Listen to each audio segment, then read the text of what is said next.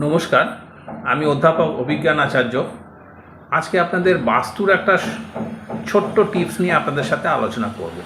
যাদের বাড়িতে বাস্তুদোষ আছে, অনেক দিন থেকে বাস্তুগত সমস্যায় ভুগছেন এবং এই মুহূর্তে বাস্তুর কোনো কারেকশন করতে পারছেন না, তাদের জন্য এটা।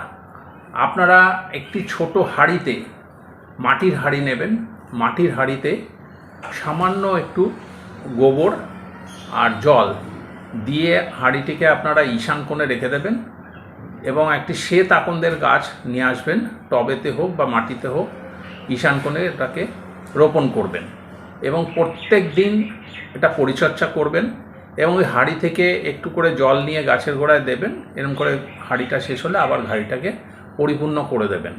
এটা করতে করতে যখন শ্বেত আকন্দের গাছে ফুল এসে যাবে, সাদা ফুল, তখন কিন্তু আপনার বাস্তুদোষ ধীরে ধীরে কমে যাবে এবং ওই শ্বেতাকন্দটি তুলে আপনার গৃহে যে দেবতা আছে সেই দেবতাকে অর্পণ করবেন। অন্ততপক্ষে 50% বাস্তুদোষ নিবারিত হবে। ধন্যবাদ।